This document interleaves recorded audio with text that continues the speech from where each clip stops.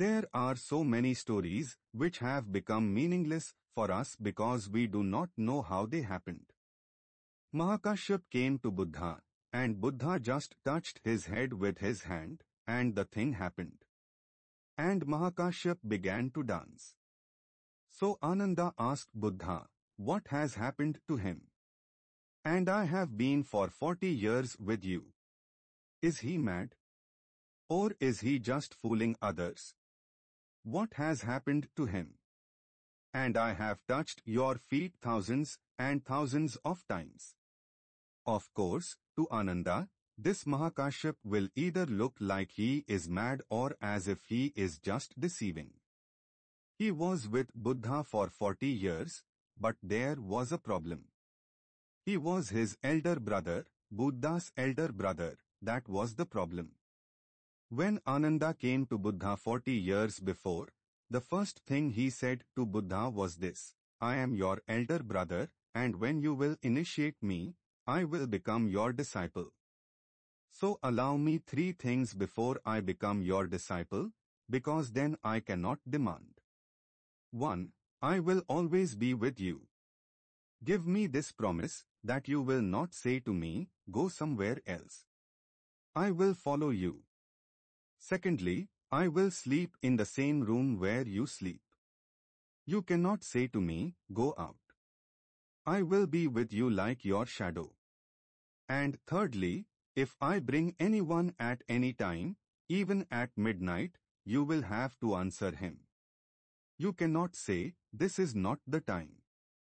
And give me these 3 promises while I am still your elder brother, because once I become your disciple I will have to follow you.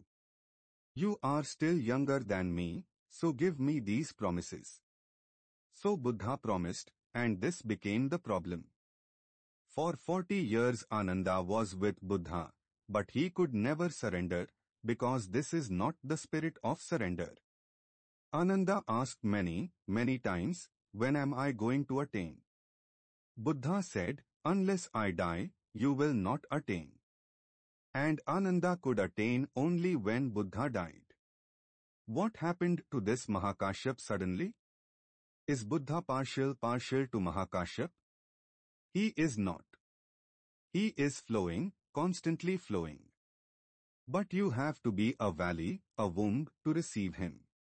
If you are above him, how can you receive? That flowing energy cannot come to you, it will miss you.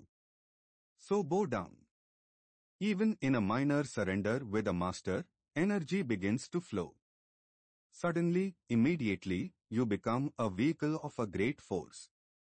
There are thousands and thousands of stories, just by a touch, just by a look, someone became enlightened. They do not appear rational to us. How is this possible? This is possible.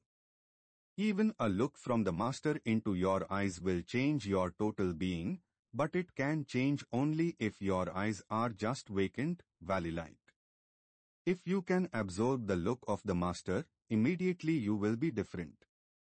So these are minor surrenders that happen before you surrender totally. And these minor surrenders prepare you for the total surrender.